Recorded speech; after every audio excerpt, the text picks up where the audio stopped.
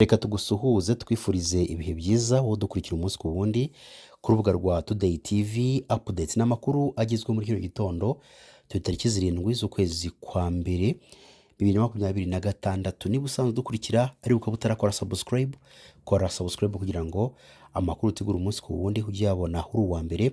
Rero nk'uko maze kubimenyera tubagezaho inkuru nyinshi zigiye zifatanye cyangwa se zigiye zihujwe. Rero iyo wabuze uko wumva amakuru ya mu gitondo, amakuru ya nijoro, amakuru yiriwe, aka niho kanya keza kugira ngo umenye muri rusange se u Rwanda rwiriwe gute, byagenze gute, yaba amakuru abera mu makaritsiye, yaba amakuru ya politiki, yaba amakuru ya siporo, yaba amakuru y'imyidagaduro, byose ku rubuga rwacu uyasangaho.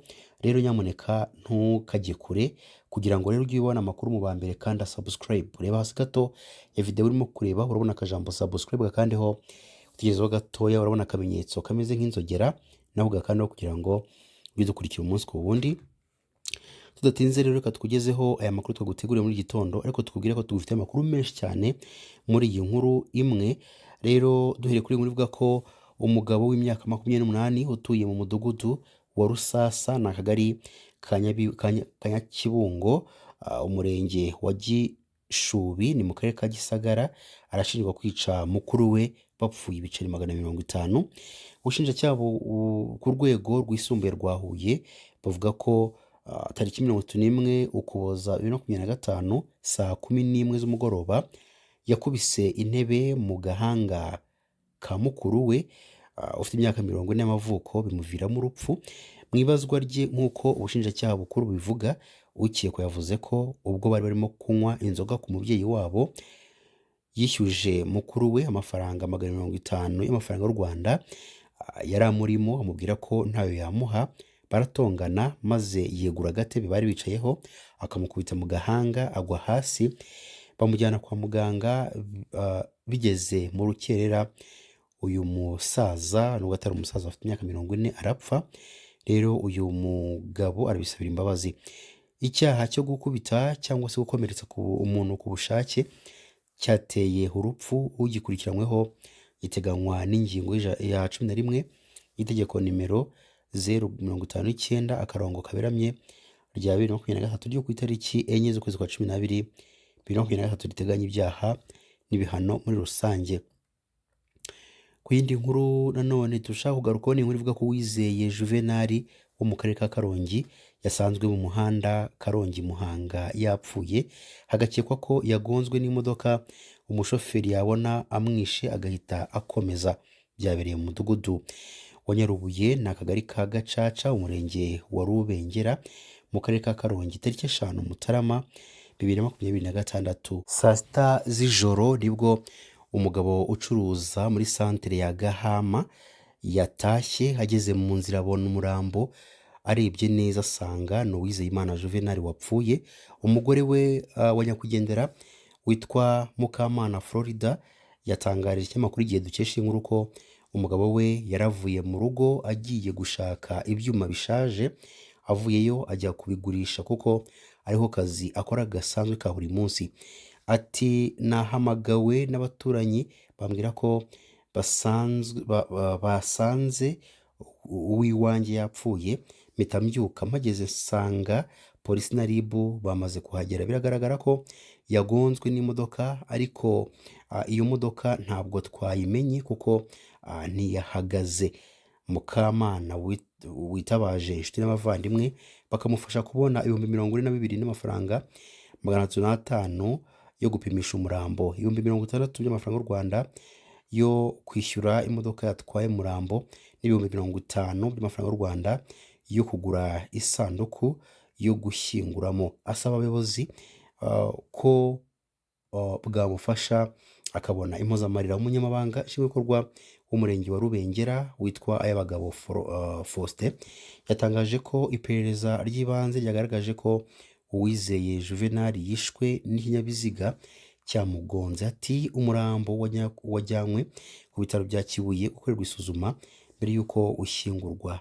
Inama tugira abaturage nuko bajya bataha kare. Gitifu Ayabagabo avuga ko ku bijyanye n'impozamarira umuryango nyakwigendera wagana ikigega cyihariye cy'ingoboka hagakurikizwa ibiteganywa n'itegeko.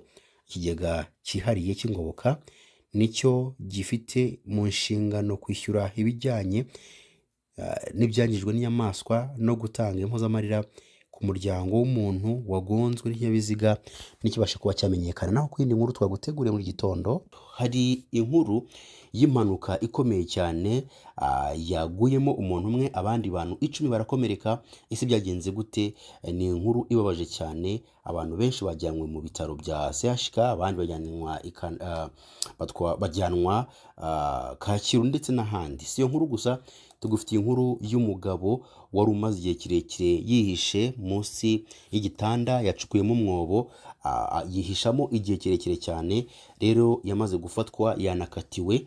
Turaje tubigarukeho. Ese yarakoze iki? Byagenze gute kugira ngo uyu mugabo yisange yihishe munsi y'igitanda? Inkuru itangaje nuko umugore wamucumbikiye baje gukundana, hanyuma akamutera inda bakabyara n'umwana. Byose ni hano kuri urubuga kugira ngo tukugezeho aya makuru mu buryo burambuye. Tudatinze rero, mu karere ka Kamonyi, imodoka ya minibus itwara abagenzi mu buryo bwa rusange yakoreye impanuka mu muhanda Muhanga Kigali, hapfa umuntu umwe, abandi 10 barakomereka.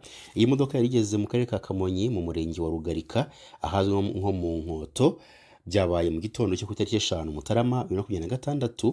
Haketswe ko imodoka yabuze feri ihita igonga izindi modoka ebyiri zari ziri imbere. Umuvugizi w'ishami rya polisi rishinzwe umutekano mu muhanda SP Emmanuel Kayigi yemeje aya makuru ubwo yabitangarizaga Igihe. Yavuze ko rero iyi mpanuka bitaramenyekana neza icyayiteye, ariko hagakekwa kubura feri. Yagize ati, ni imodoka ya minibus yavaga i Muhanga yerekeza i Kigali, igeze mu Nkoto ihita igonga imodoka ya Toyota V8 yari iri imbere yayo. Iyo nayo yahise igonga indi kamyo ya Hoho yari iri imbere yayo. Iyo minibus ihita irenga umuhanda. SP KG yakomeje avuga ko iyi mpanuka yahise ihitana ubuzima bw'umuntu umwe bari muri iyo minibus, abandi 10 barakomereka, mu gihe abandi bari muri Toyota V8 nabo muri Hoho batigeze bagira icyo baba na kimwe. SP KG yaboneyeho kongera kwihanangiriza abashoferi kujya bagenzura ubuzima bw'ibinyabiziga byabo batwara mbere yo kugera mu muhanda, no kujya bubahiriza ibyapa byose byo mu muhanda mu rwego rwo kugerageza kwirinda impanuka. Umurambo wabuze ubuzima cyangwa se wapfuye wahise ujyanwa mu buruhukiro bw'ibitaro bya Rukoma mu karere ka Kamonyi, mu gihe bamwe mu bakomeretse bahise bajyanwa mu bitaro bitandukanye birimo ibitaro bya kaminuza bya Kigali, abandi bajyanwa Nyarugenge, abandi bajyanwa Kacyiru. Mu mpera z'umwaka ushize, Komisiyo y'Ububanyi n'Amahanga, Ubutwererane n'Umutekano muri Sena y'u Rwanda yagaragaje ko impanuka zirenga ibihumbi 41 zahitanye ubuzima bw'abantu barenga 2907 mu myaka 4 gusa. Naho mu karere ka Nyanza, urukiko rw'ibanze rwa Busasamana mu karere ka Nyanza rwakatiye umugabo witwa Ntarindwa Emmanuel igifungo cy'imyaka 15 nyuma yo kumuhamya kugira uruhare muri jenoside yakorewe Abatutsi mu mwaka w'1994. Ntarindwa w'imyaka 52 y'amavuko yafashwe n'abakozi b'urwego rw'igihugu rw'ubugenzacyaha RIB muri Gicurasi 2024. Yari amaze imyaka isaga 23 yihishe mu mwobo yacukuye mu nzu iherereye mu karere ka Nyanza. Uyu mugabo yahungiye muri Repubulika ya Demokarasi ya Kongo ubwo ingabo za RPA Inkotanyi zahagarikaga jenoside, ataha mu Rwanda 2001, atura i Nyanza. Yacumbikiwe n'umugore witwa Mukamana Eugenie, bakundanaga babyara n'umwana. RIB yasobanuye ko Ntarindwa atigeze kamunzu kuva yagera i Nyanza kuko yabaga mu mwobo yari yaracukuyemo.